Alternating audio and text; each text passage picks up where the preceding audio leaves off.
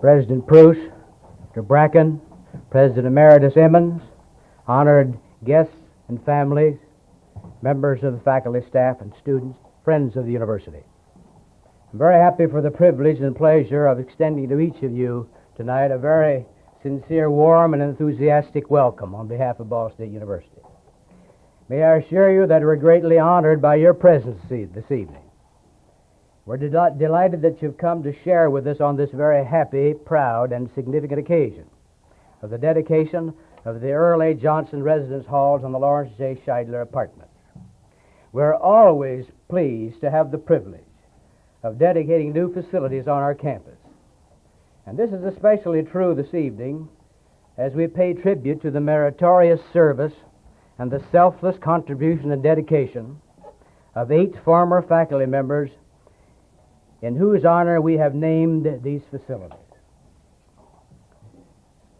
A famous Athenian philosopher and teacher, Socrates, once said, "For a sailor without destination, no wind is favorable." The winds of change are blowing rather violently and unpredictably across every university campus, across the entire nation and the world. I will remind you tonight that the Sea of Tranquility is on the moon. There is no Sea of Tranquility on the earth. It was Ray Brown, the eminent authority on administration, who said, "Change is the most important thing the administrator has to administer." And a university president spends most of his time administering change. It is essential that he possess a sense of direction, a sense of orientation and perspective, a sense of destination, a sound educational philosophy, a sturdy set of values, and a sense of humor. Now, President Pruis has these outstanding qualities. Dr. Pruis became president of Ball State University on July the 1st, 1968. He has had a rich and impressive background as a public school teacher, professor of speech, administrative assistant to the president, and vice president for administration at Western Michigan University. Dr. Pruis served on active duty with the United States Navy for 3 years and holds the current rank of captain in the United States Naval Reserve. Now, I'll say this facetiously. I say this to him occasionally. You know, his Navy background and experience should make him an authority on anything that floats. Therefore, we think he's preeminently qualified to be in command of the flotilla of ducks on our duck pond. It's the largest body of water on the campus, within a few hundred feet of this building and easily visible from the windows back of me. Well, President Pruis is the chief of the complaint department on the campus. He's in charge of the complaints concerning air and stream pollution, parking, tulips, cyclamates, snow removal, weather on commencement day, ducks on the ponds, and all other complaints. But I want to address him tonight as Captain Pruis. May I say to you, Captain, the high seas are stormy and turbulent in this explosive and revolutionary age, but you have faced many storms at sea before. We have confidence in your vigorous and effective leadership as our captain. You have a destination in mind. There are favorable winds. You have your eye on the compass. You are charting uncharted shoals. You're charting the course to avoid the eye of the hurricane. So, Captain, take your sextant in hand, take sights, select your stars, fix your position, order flank speed ahead, and you will surely steer us safely through dense fogs and stormy seas, and we shall reach our destination and drop anchor in a quiet harbor. So we all say, fair winds, smooth sailing. Captain Pruis, I am pleased to present President John Pruis.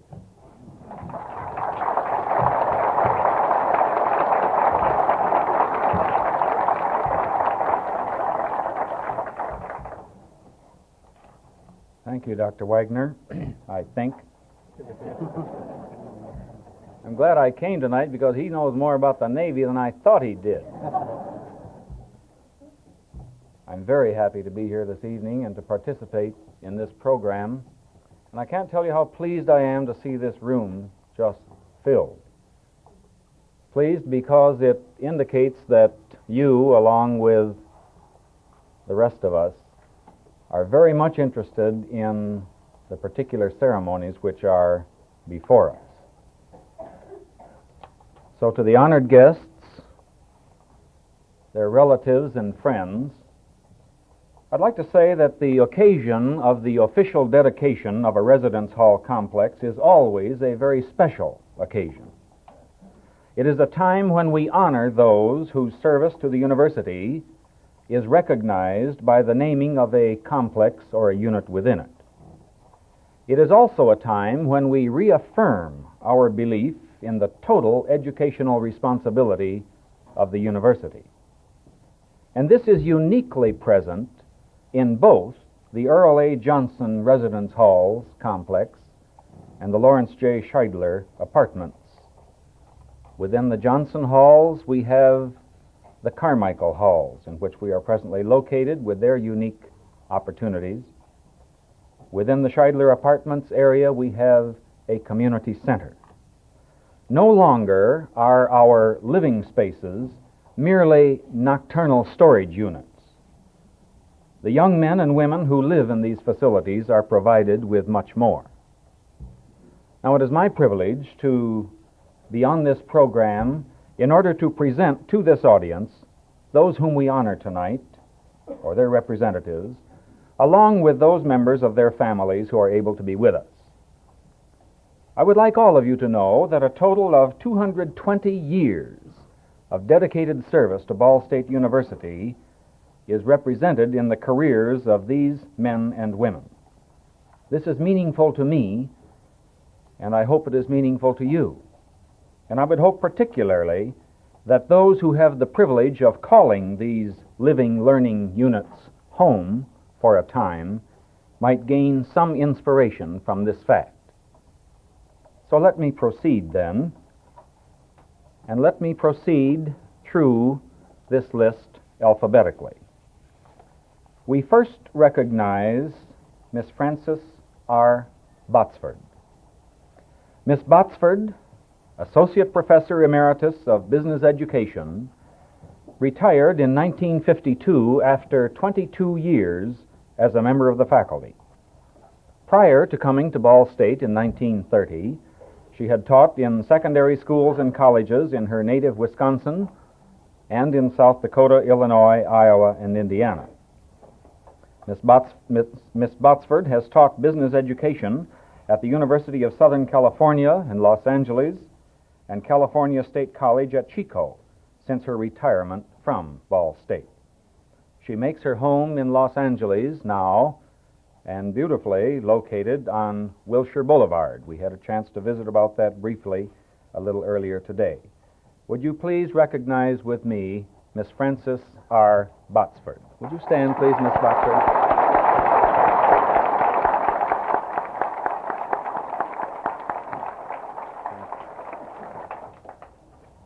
With Miss Botsford tonight are her niece, Mrs. T.A. Howells of Appleton, Wisconsin, and her husband, Dr. Howells. Are the Howells here, please? There they are. Thank you.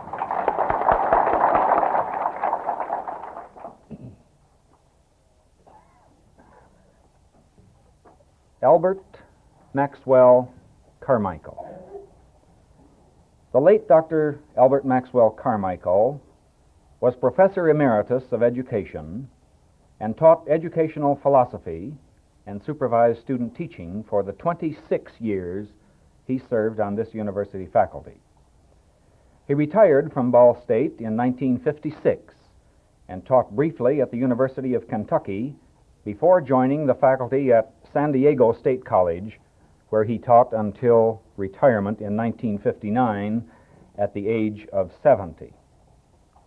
Dr. Carmichael made his home in San Diego, California, until his untimely and unfortunate death for us on November 6, 1969. Unfortunately, Mrs. Carmichael is not able to travel from San Diego to Muncie to be with us tonight. But she wrote to me and said, among other things, "I am so happy that so many of Max's family can be there. I shall be with you in spirit." And I'm sure that she is with us in spirit tonight. We are very pleased, however, to have on the platform with us the two daughters, Elaine and Ruth. Mrs. John Crump, Elaine, a daughter, and Mrs. Elwood Schaff of Santa Ana. Mrs. Crump from Lafayette, Louisiana, Mrs. Schaff from Santa Ana, California. Would you please recognize them with me?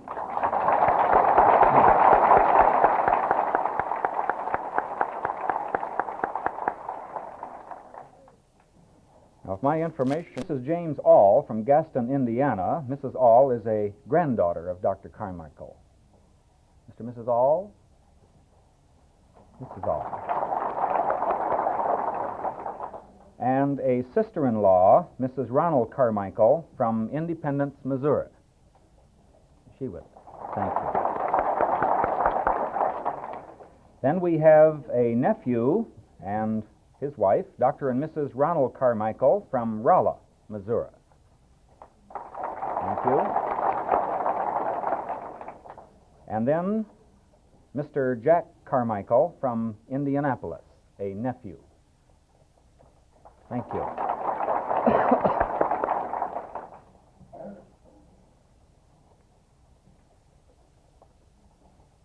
Dr. Vernal H. Carmichael. Dr. Vernal Carmichael, Professor Emeritus of Business Education, retired from Ball State University in 1962 after 35 years on the faculty, meaning that he began in 1927. For the past 8 years, he has been Professor of Business Education at Olivet Nazarene College in Kankakee, Illinois. And I would like those faculty members present to know that Dr. Carmichael is currently teaching 14 hours and has 5 different preparations. And having had the privilege of having lunch with him this noon, I want you to know he taught me a little economics during the noon hour. A native of Brown County, Indiana, he spent most of his life in Indiana, though he has deserted us now to Illinois. But we are delighted to have him back in Muncie this evening, Dr. Vernal Carmichael.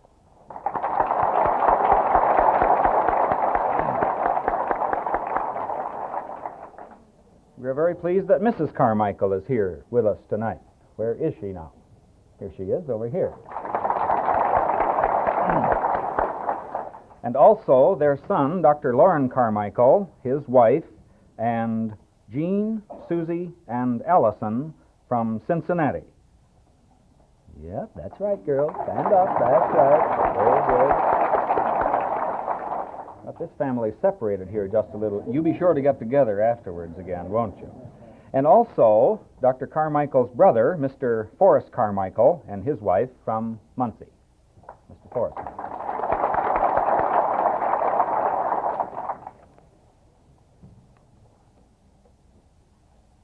Dr. Earl A. Johnson. Nationally recognized for his work in teacher education, Dr. Earl A. Johnson, Dean of the Teachers College at the time of his retirement in 1966, served in every major position at this university in the field of education during his 37 years of service. He came to Ball State University to organize the Burris Laboratory School in 1929. He served as Burris's first principal and served for 19 years until he was appointed head of the education department at what was then Ball State Teachers College. In 1961, he became dean of the Division of Education with reorganization of the college. And when Ball State became a university in 1965, he became dean of the Teachers College. Active nationally in the National Education Association and its Committee for Teacher Education and Professional Standards, Dr. Johnson also took an active part in the work of such national agencies as the National Council for the Accreditation of Teacher Education and the American Association of Colleges for Teacher Education. Since his retirement, Dr. Johnson has taught at the University of Maine, San Diego State College, and Arizona State University. And Dr. Johnson and his dog have visited in my office frequently since I have come to Ball State, and I'd like to thank him for that. Dr. Earl Johnson. Me?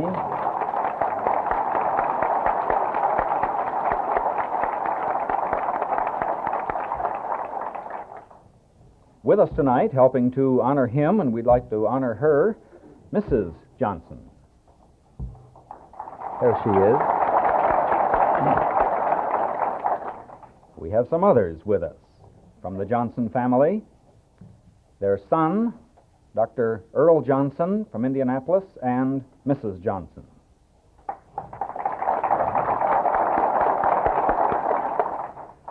Then, the daughter and her family, Mr. and Mrs. Charles Diebel. I didn't check on that. Am I right? I don't want to. I'm sure I'm going to make one of these wrong. All right. Thank you. Mr. and Mrs. Charles Diebel and their children, Kathy, Chuck, Nancy, and Bob, all of Cincinnati. Pat, you know her as Pat, probably.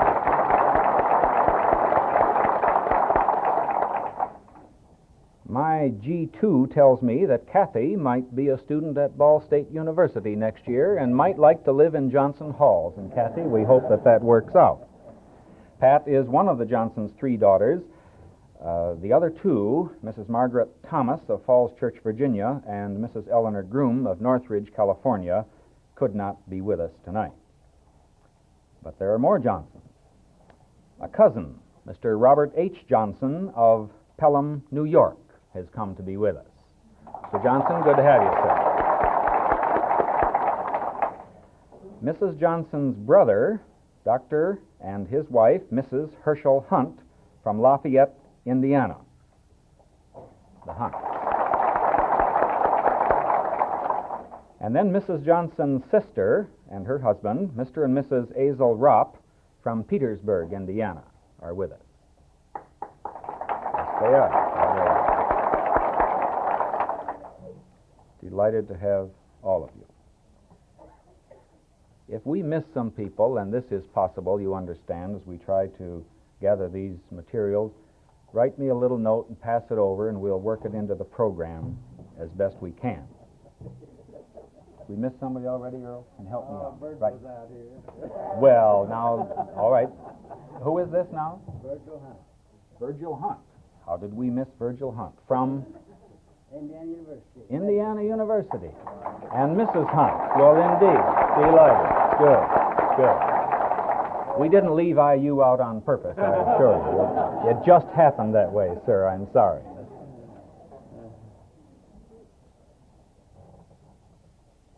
The late Dr. Lawrence J. Scheidler was Professor Emeritus of Social Science. He served Ball State University for 19 years, beginning in 1936. He was a native of Millhausen in Decatur County. Always active in his church, as I read the record, both on and off the campus, Dr. Scheidler was named Catholic Layman of the Year in Indiana in 1966. Dr. Scheidler retired from active service in 1955 and passed away on November 28, 1966. We are delighted that Mrs. Scheidler is here with us tonight. Talking with her earlier. There she is, right there. And also we have the Scheidler's daughter, Mrs. Stanley R. Terhune from Muncie.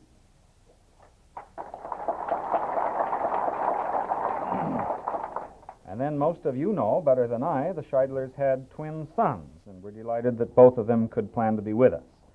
Mr. and Mrs. Jerome P. Scheidler from Indianapolis, along with their children, I can see some of them, Mark, Teresa, John, David, and William. Isn't that wonderful? And then the other part of that twin combination, Mr. Hubert Scheidler and Mrs. Hubert Scheidler are here, along with Larry. Yes? Yes.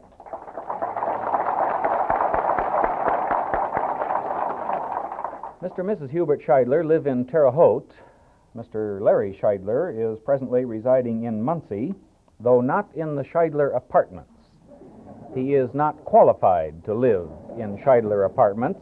Now, that's because of his marital status and not his credit rating. I want you to know that. But we're delighted to have you here, Larry, and all of the rest of you. The late Dr. Fred J. Schmidt, Jr., was professor and head of the Industrial Arts Department at the time of his death on October 17, 1958. He came to Ball State in 1935 as instructor of industrial arts at Burris Laboratory School, later joining the university faculty and becoming professor and head of the department in 1947. Dr. Schmidt was a native of Garnavillo, Iowa. Dr. Schmidt was very active also, as were all of these people, in numerous professional organizations, and was honored by being named a laureate member of Epsilon Pi Tau Honorary. Mrs. Schmidt, who still makes her home in Muncie, is here with us. Mrs. Schmidt.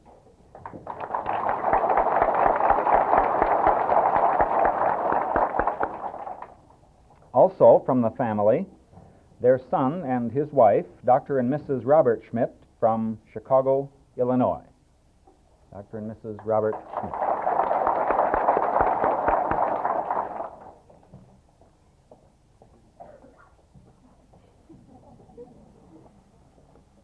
We'll save that until we get the rest of them. Basil M. Swinford, Associate Professor Emeritus of Business Education. Mr. Swinford taught at the university for 36 years until his retirement in 1962. For a number of years, Mr. Swinford was business advisor for the campus newspaper, now the Ball State Daily News. He also holds the Order of Merit from his fraternity, Lambda Chi Alpha. In 1962, the Ball State Alumni Association awarded Mr. Swinford a Distinguished Alumnus Award, his having been graduated from Ball State in 1922. A native of Anderson, Mr. Swinford now makes his home in Boca Raton, Florida. Mr. Basil M. Swinford.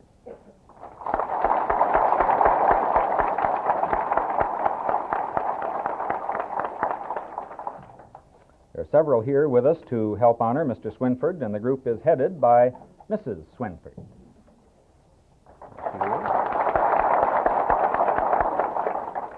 Then we have son James Swinford with his wife and 3 children. The 3 children were with us at dinner, but they're off doing something that they would rather do than be here with us tonight. But I had the opportunity to be at the same table with them, and they're 3 fine youngsters, Benjamin, Ellen, and Philip. But Mr. and Mrs. James Swinford. They are over here. Another son, Lieutenant Colonel Grant V. Swinford, and Mrs. Swinford from Selma, Alabama. No, not Mrs. Swinford. Yes, I'm sorry. Interestingly enough, as I had a chance to visit with him, I learned that he is celebrating today the 19th anniversary of his being a member of the United States Air Forces. This is a big day for him in many ways. A third son, Philip, from Berkeley, California, was unable to come. But the Swinfords are a hardy clan, and there were 14 originally. Now, some of them are no longer with us, but there still are several, and believe me, they made a real effort to come and be with us, and I'd like you to know them. Mr. and Mrs. Harold Campbell from Anderson, Mr. Swinford's sister and her husband. Campbell, there they are. Mr. and Mrs. Ward Swinford from Anderson, a brother. Mr. and Mrs. Ross Swinford from Anderson, a brother. Mr. and Mrs. David Swinford from Anderson, a brother. Mr. and Mrs. Lester Swinford from Mechanicsburg, Indiana, a brother. Mr. and Mrs. Mark Swinford from Newcastle, a brother.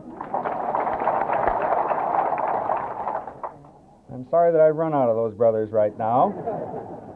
But Mrs. Swinford has a brother here, and they are, he and his wife are Mr. and Mrs. Van Ness Post from Muncie. As a matter of fact, from a couple of blocks away.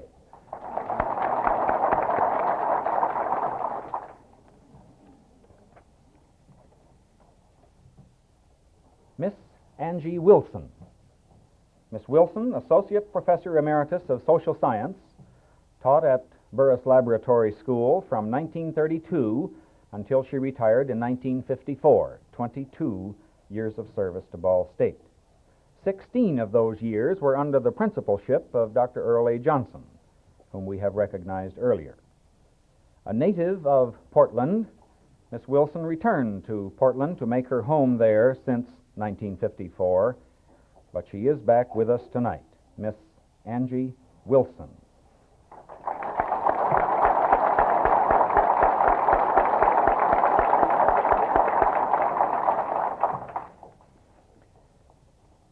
During the dinner, I learned that one of the things she is remembered for the most or the best is the expression, "Off comes your head." There are some people, Miss Wilson, who remember that you said that on occasion. But she's made her mark in many ways, and I have before me a clipping from the Portland Whatever It Is, the newspaper that serves that community. I want you folks to know that today is Angie Wilson Day in Portland, as proclaimed by Portland Mayor Mr. Robert Ford, and I'm just tickled to death that he had the good sense to do that.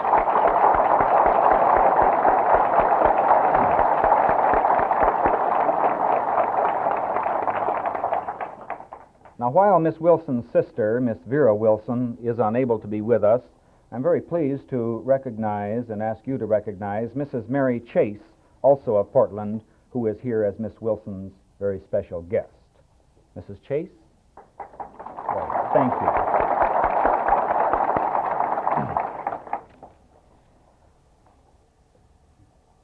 We missed, and I'm sorry, Mr. Ray Carmichael, a cousin of Dr. Max Carmichael, Mr. Ray Carmichael from Kansas City, Missouri. Sorry, sir. Obviously, there are many in this audience who are very close to some of the folks we have recognized, and in a way, we wish that we could recognize all of you. I think, however, you'll understand if we pause and cease this at this time. And just say one more thing. It has been said that truth abides, and indeed it does. Now, while I'm a newcomer here among you, relatively so, I have come to know that these persons so dedicated themselves to their tasks that they too shall abide in these various halls. Thank you.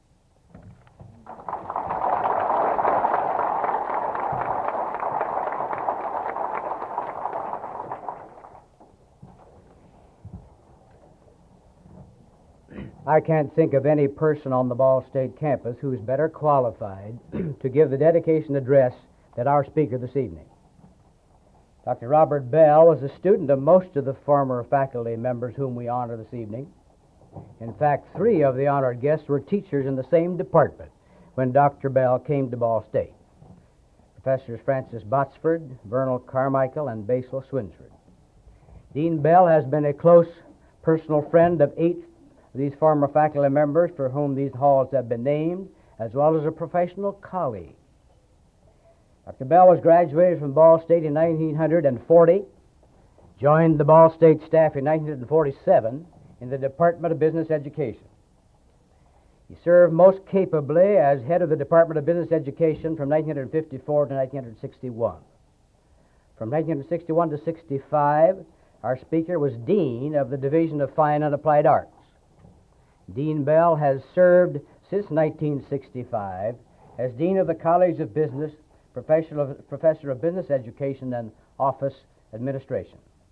Under his competent leadership, the College of Business has grown remarkably, not only in terms of size, but in terms of programs offered and qualities of instruction.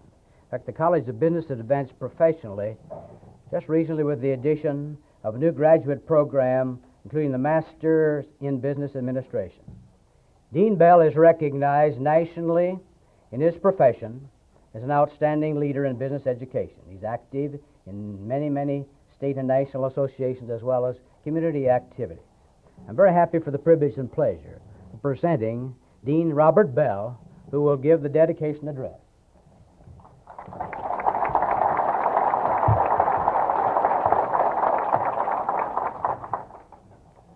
Dr. Wagner, President Pruis, our honored guests, their wives, their families, their friends, members of the faculty, students, and friends of Ball State University generally. It has been my privilege to have known each of the 8 persons whom we honor tonight, and that privilege has become increasingly meaningful as I have contemplated this occasion. When invited to participate on this program, I consented immediately, for the honor was obvious. Not often does one get to speak about his friends on an occasion of this, such as this. And right then, the work began. For how do you speak adequately and yet precisely, and when I think of certain of these people, honestly,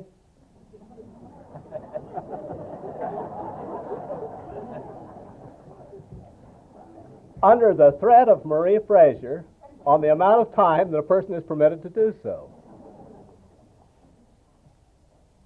But we, here tonight, dedicate 2 building complexes. And we honor 8 distinguished emeriti and former faculty of this institution.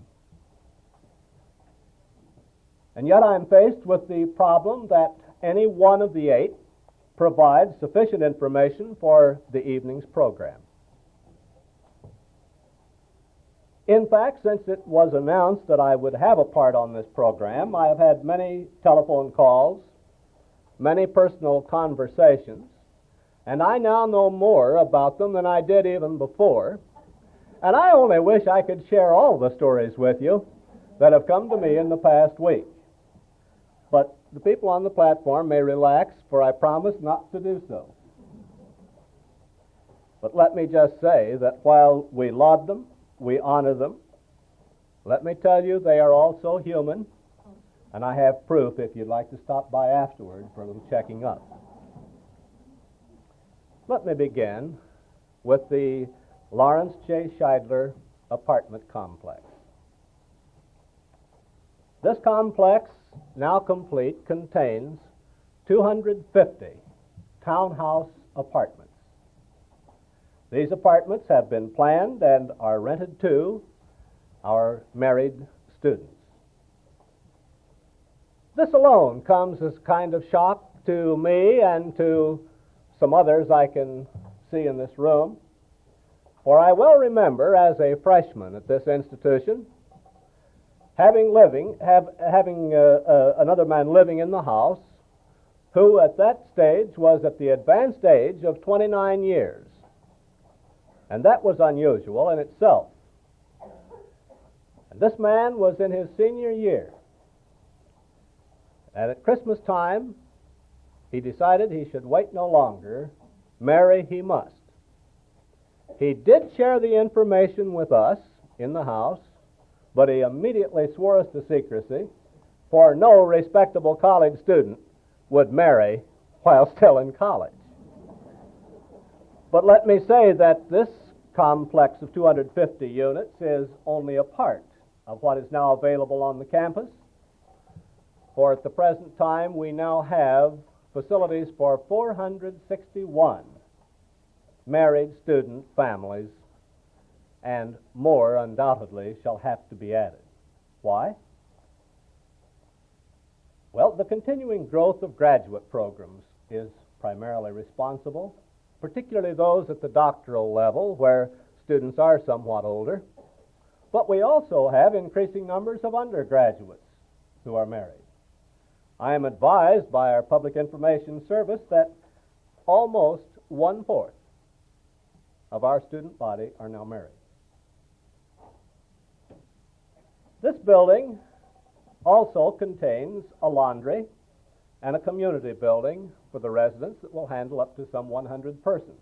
This can be for social events, for adult education programs, if so wished, or for whatever use the residents care to make of it. The building was built at a cost of some $4.3 million.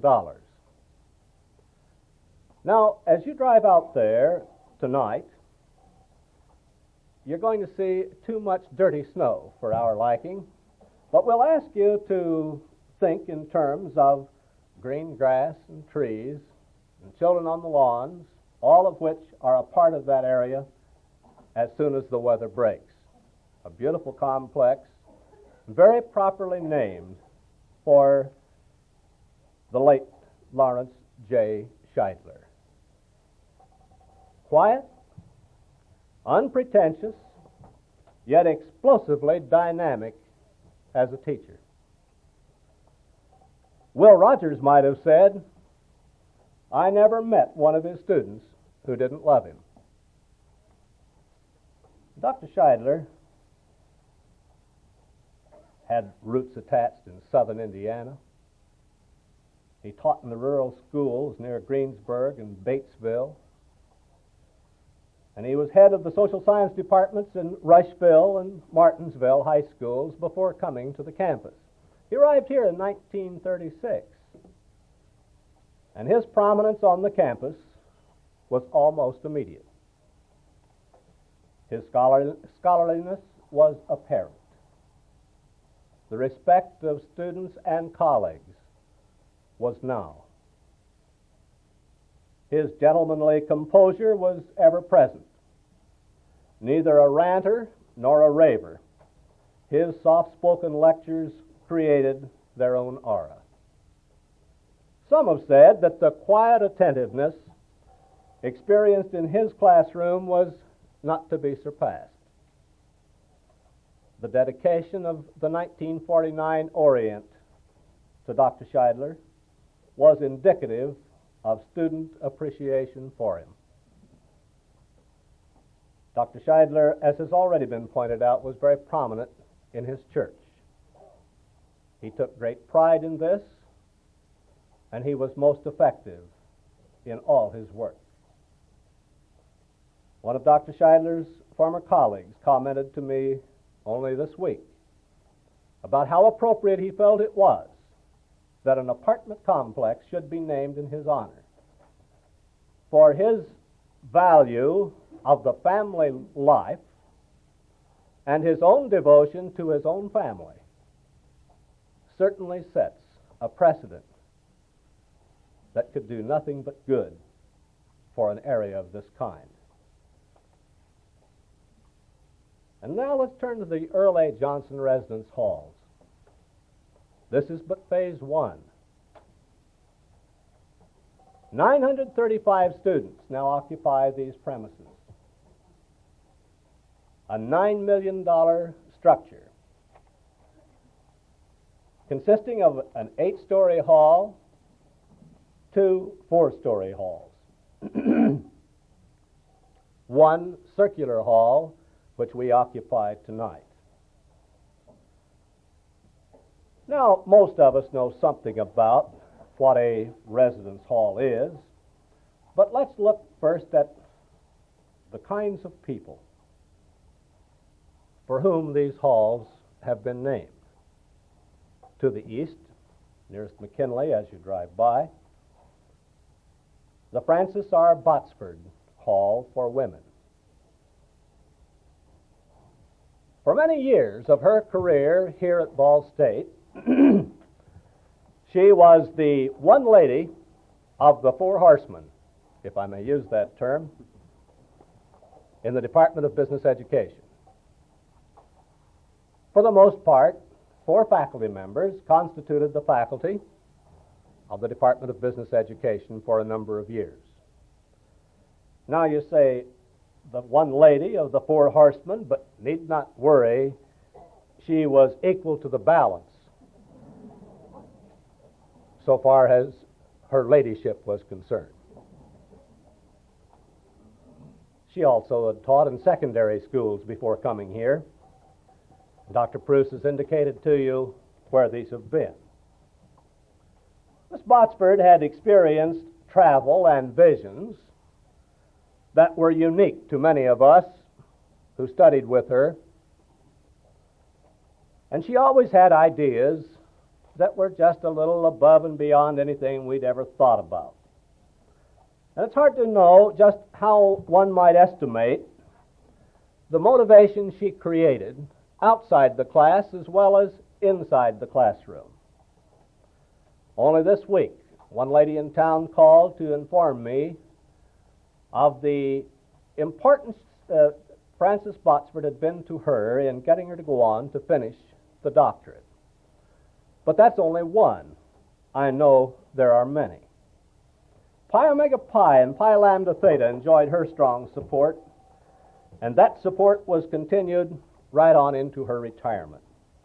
Having so many interests and so much to do, Miss Botsford chose to retire early in order to achieve her goals. And I well recall her saying to us, "I want a walkout under my own steam." Well, now, true, she did some teaching after she left. But she did so many other things, too, and not the least of which was her interest and work with political organizations in California. Now, you can't get any better than that.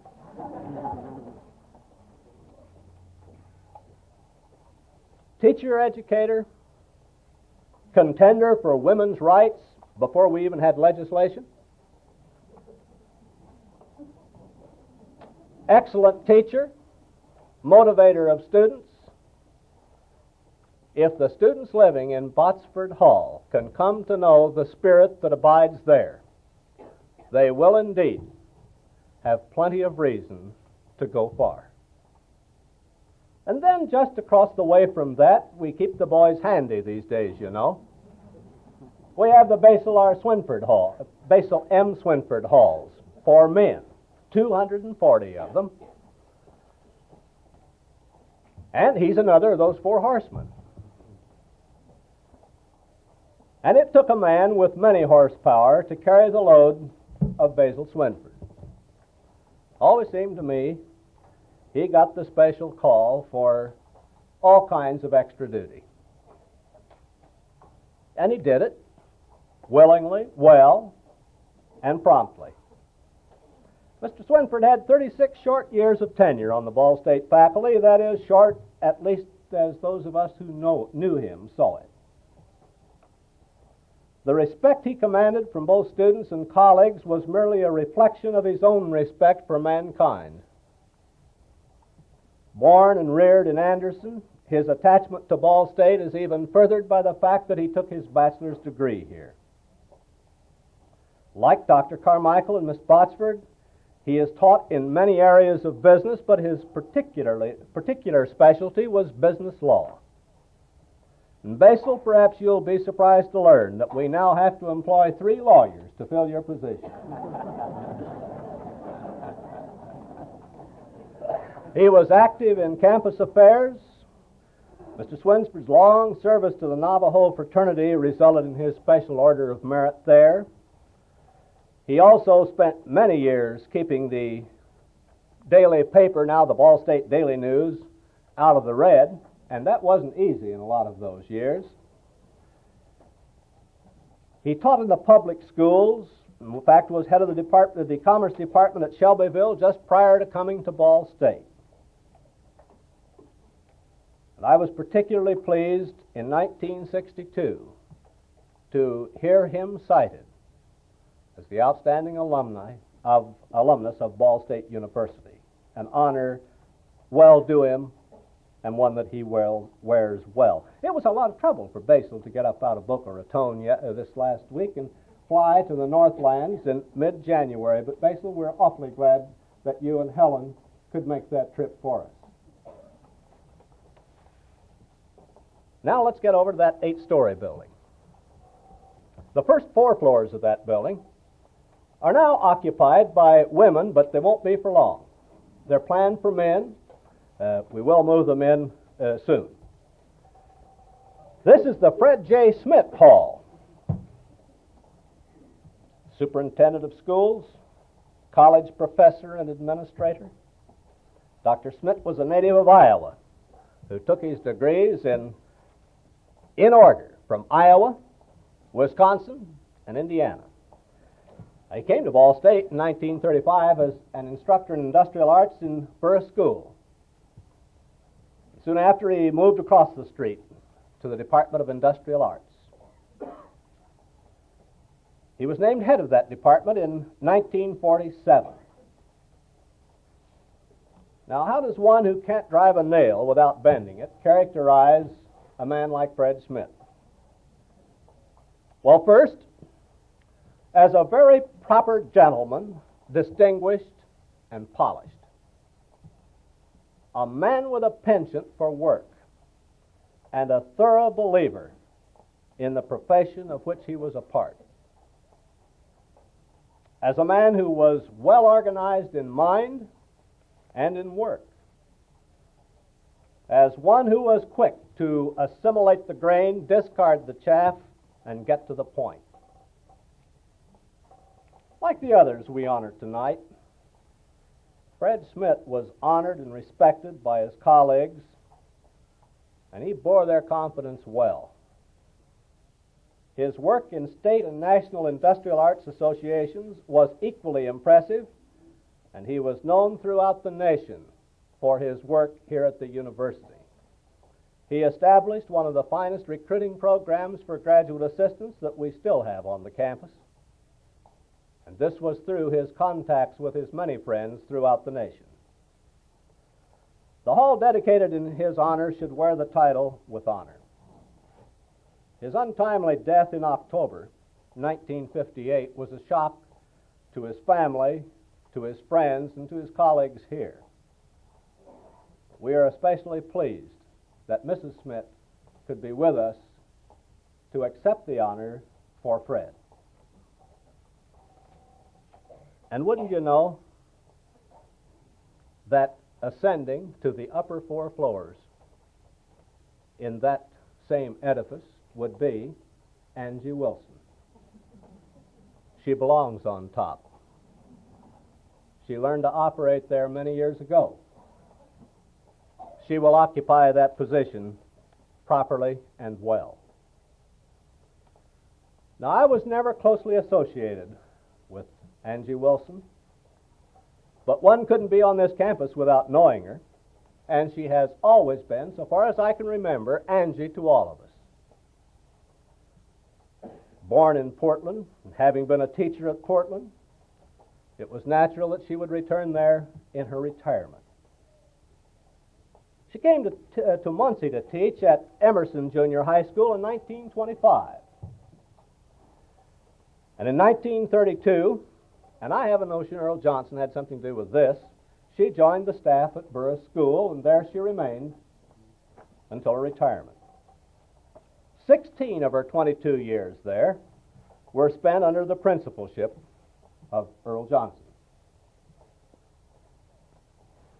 Now, history was never dull in Miss Wilson's classes. Moreover, she is even reputed to have successfully taught the English language. Now, Earl Johnson tells me that Angie was a leading proponent of the open door policy. Her room was always open to students, and it was always full. Before school, between classes, homerooms, and after school. she had no time to call her own. And never was she one to send a student to the principal's office. She didn't need to. Friend, confident to students, and completely dedicated teacher, she knew no generation gap.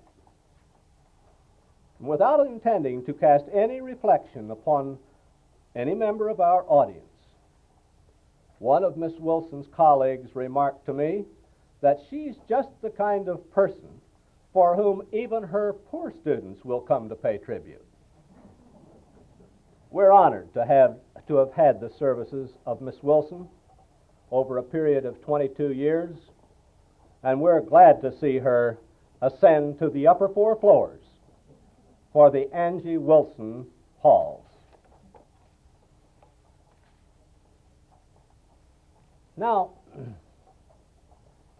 a residence hall is a place to live, and it's a place to eat, and it's a place to get to know people, and it's a place for a lot of other things that if you've forgotten, all you have to do is come back some night and you'll find out.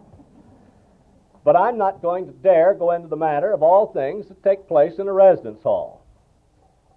But this one has a little something extra.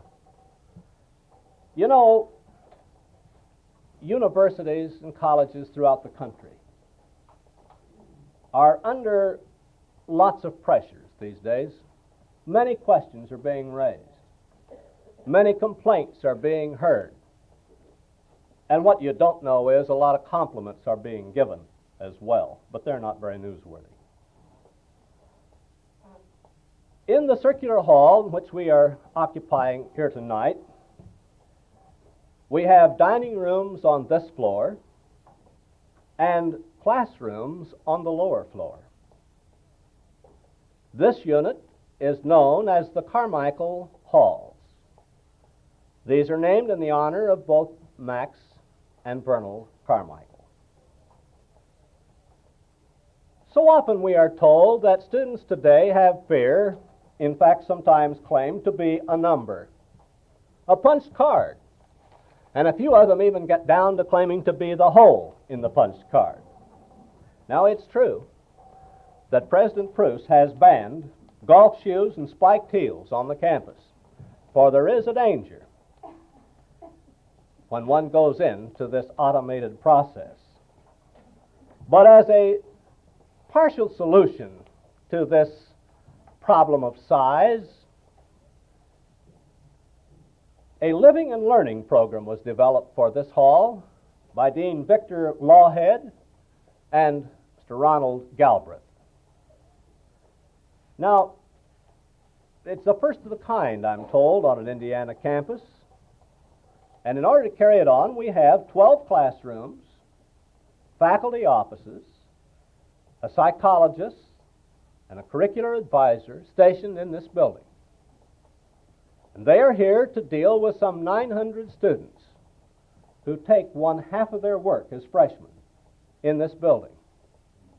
The students are, they reside in these dormitories or in the La Follette complex in order that they should be near. It could be conveniently located, and it could be continuing. Now, Dean Lawhead tells me that in setting up this program, he's attempted to derive the best of 3 worlds. First, a college within a university. 1 building, 1 project, group and personal identity, the concept of the small school, and the opportunity for personal interrelationships. But a second world is that of having the facilities of a large university. This makes possible a more impressive library, a challenging convocation and cultural program that is often not possible on a small campus, and administrative services not available in small colleges. And thirdly, he says, improved residence living, which means now, in addition to all the other things we've ever known about residence hall living, the matter of studying together, discussing together, following class with lunch, talking about what went on, reacting to it, having assignments made to groups within the group, and a whole raft of additional advantages that you can easily imagine. Now, included in this group also is a group of commuting students, students who really don't have a home base. And so in the lower complex, which you will see, there's a lounge, vending machines, and a place where they may make themselves at home during the day between classes while they're on campus. Now, I haven't time nor really sufficient information yet to tell you how much is happening as a result of this, except you just mention the name of it to Dr. Lawhead or Mr. Galbraith, and they break out in smiles all over. So, ain't bad. Something's happening. Just occurred to me, there also may be another reason for the duck pond. We can either dunk our mistakes there, or the students can use it for getting away from it all. And I would say more, but I'll let you carry your imagination from there. Let's talk about the people for whom this is named. Albert Maxwell Carmichael. Well, at the opening session for the Carmichael Residential Instructional Project, Dean Lawhead stated to our students as follows. He said, in reviewing the purposes of the Carmichael Project, it seems appropriate to recall the personalities of the two emeriti professors for whom the building is named, Professor Vernal Carmichael and Professor Max Carmichael. In many ways, their personalities complement each other, and their values serve as a dual orientation for this project. Vernal Carmichael, organized, methodical, gentle of spirit, is remembered for the very personal interest he took in his students. Max Carmichael, vivacious and almost flamboyant, open to new experiences and always sincere, is remembered for his capacity for getting his students to think critically on their lives and their values. In a sense, our endeavor here combines the virtues of these two great teachers. Dr. Carmichael's primary assignment at Ball State, Max Carmichael I now speak about, included the teaching of educational philosophy and the supervision of student teaching. Highly respected by students and faculty, he remains in the minds of all who knew him as one of education's most intellectually elite. Dr. Carmichael likewise had served in a number of posts before coming here. And I would mention that in 1919-1920, he also served as mayor in the town of Lamoni, I believe I'm pronouncing it correctly, Lamoni, Iowa. Well, I'm hearing some different pronunciations, and I called an Iowan to find out. Well, anyway, he was mayor, so he was there. His chronological age for retirement arrived ahead of his physical age.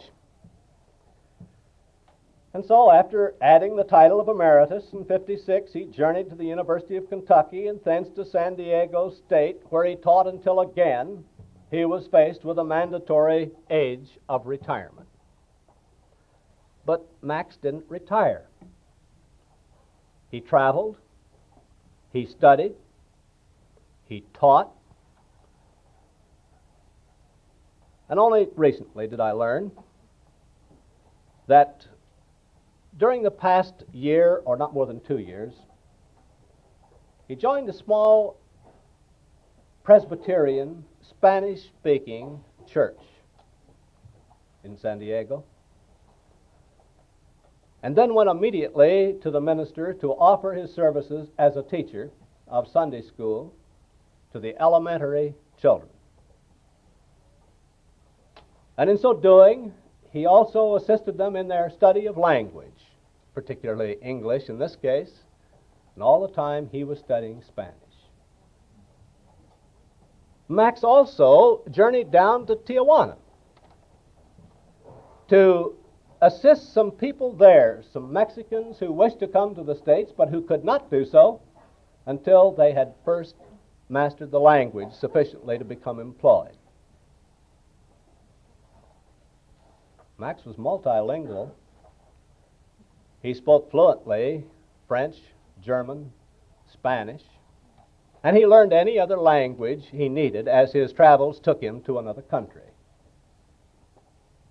A most interesting person. Few men of the cloth knew more about the many religious denominations than did Max. He was an avid student of the stock market and was a specialist in charting.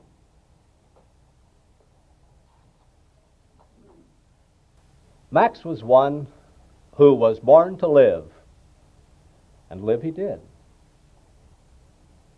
And while a man like this is always a loss to his fellow man, I somehow feel that Max would have chosen much the kind of death that was his.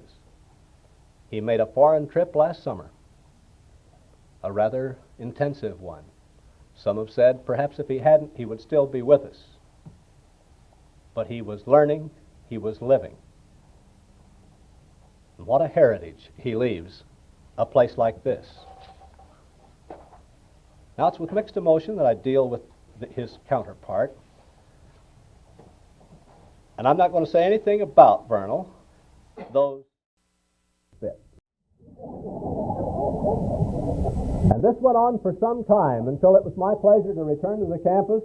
And I always hasten to say, President Pruis, it was after we'd had a change of president from the time that I was here as a student. It seemed appropriate that way. And one morning, things were going great. And I'd had all this kind of push and all this kind of motivation as a built-in part of me. And here comes somebody down the hall on the top of the science building say, Bob, for goodness sake, shut that door. I can't even hear in my class. And so I did. Dr. Carmichael was a state and a national leader in business education. He was a stalwart in the National Association of Business Teacher Training Institutions and the National Business Teachers Association. He has served as editor of yearbooks, of bulletins, of magazines, author of textbooks, and a member of every honorary fraternity that ever came within his grasp. He's also an expert in retirement. I personally can attest to at least 6 such announcements since 1962. He's now completing his 8th year at Olivet Nazarene College, where he and Mrs. Carmichael now make their home.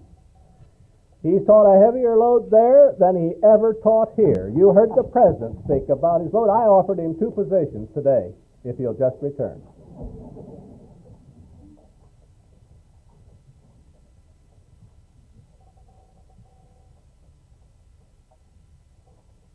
Dr. Carmichael also uses his weekends just to keep occupied and traveling over the country, raising money for the college of which he is now a part.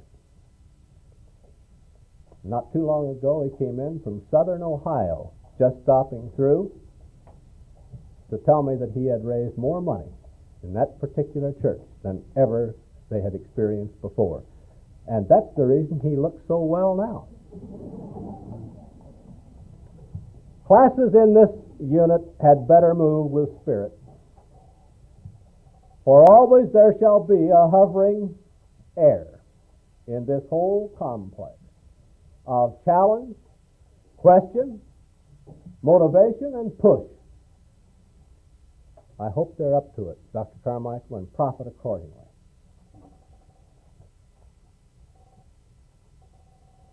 And now this whole complex of halls, Botsford, Swinford, Schmidt, Wilson, Carmichael, and Carmichael, and they're all called the Earl A. Johnson Hall. Earl arrived here before Burris opened. In fact, he organized it and prepared it for the opening. Another Southern Indiana made good. A boy made good, too. He served as Burris principal for a number of years until he was named head of the Department of Education, then dean of the Division of Education, and finally dean of Teachers College. His experience spans kindergarten through doctorate, but I have to go beyond that. He had lots of time in the nursery, at home, that is. And he went beyond the doctorate. He's quite an educator at the postdoctoral level. He worked on me regularly, but that didn't mean much. He's also a devil for the education of vice presidents, and he'd just as soon tackle the president. Did on many occasions. He taught in 1- and 2-room schools in Pike and Gibson County. He's the author of textbooks and film strips. He was very active in state and national offices, including the presidency of the Indiana State Teachers Association, served 2 terms on the Indiana Teacher Training and Licensing Commission under 2 different governors, and in retirement he continues to teach. And believe me, he's willing to drive to get to do it. He goes out to Arizona State University, finishes there, gets back, trims his roses, and takes off for the University of Maine. Gets back from the University of Maine, relaxes a little bit, and goes back to San Diego State College. In just a few days, he'll be taking off again for San Diego. Few more colorful figures have ever appeared on this campus, and I suspect will appear on this campus. Leader, educational engineer, a fighter when necessary, and it was often necessary, a supporter of his faculty, he was one dean who neither faded away nor lost his faculties. Probably the best cake and pie baker and turkey roaster in these parts, and a strong believer in the benefits of sassafras tea.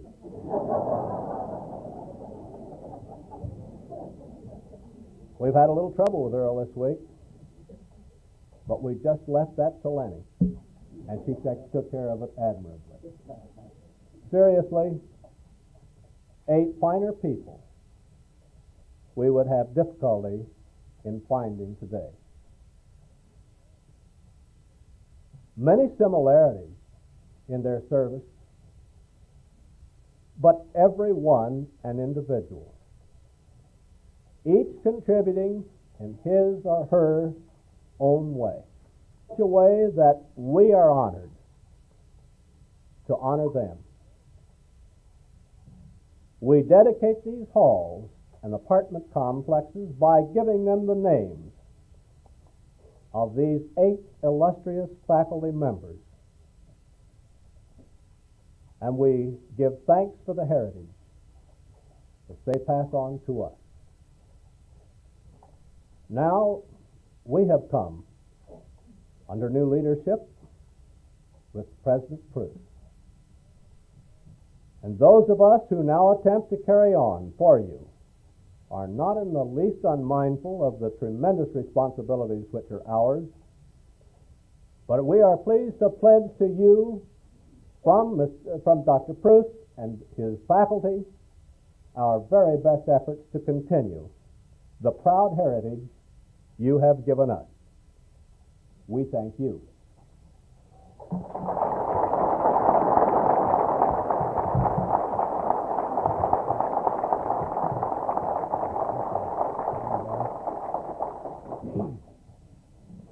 Mark Deadman, a graduate student from Stevens Point, Wisconsin, majoring in student personnel administration, is a resident of the Scheidler apartment. Mark will respond to the address on behalf of the students and their families living in the new 250-unit apartment. I'm pleased to introduce Mark Deadman.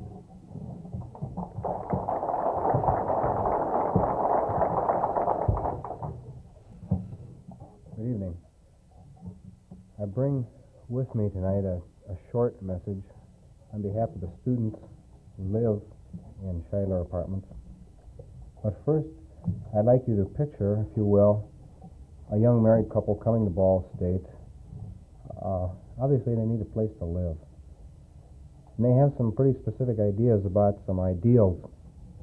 Some ideals. Can you hear me back? So. One of these? Oh. Now, can you hear me? I'm sorry. We were bringing a Ball State married student to campus, were we?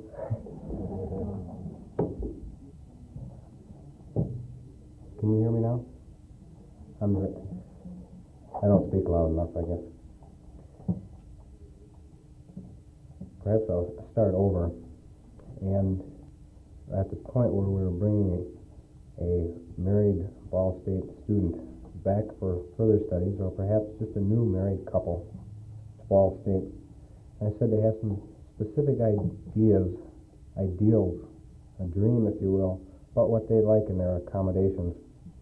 They'd like to be close enough to classes and activities, but they seek a residential atmosphere, some privacy. They envision recreational facilities, community center type facilities, a laundry. They'd like to have a second bedroom if possible, either for the student of the couple to study in, or if they have children. I'm sure they make good use of that. They'd like to be near a school if they have children. They have other dreams, though. They'd like to have a townhouse. Doesn't end there. A townhouse with the bedrooms on a separate floor, away from the living area. If they really go wild, they'd like to have a private patio, some nice modern utilities, and some tasteful decor throughout, paneling and such. Naturally, they'd like to have sidewalks that are paved, roads, ample parking, and attractive landscaping. And finally, of varying priorities comes the rent. Students, of course, are not notoriously wealthy. And Lawrence J. Scheidler apartments are set to somehow make it through. And we're very appreciative of it. We're very happy indeed that the university and its friends had a similar dream to what most of us married students have. And they chose to construct Lawrence J. Scheidler apartments to fulfill just these dreams, at least from our point of view. And so the message that I bring tonight is very simple. Just thank you for providing us with these types of accommodations. Thank you.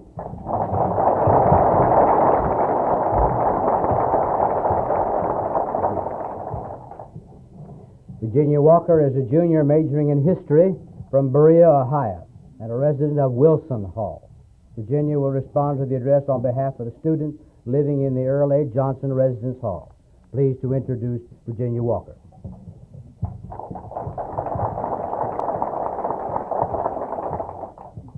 Thank you.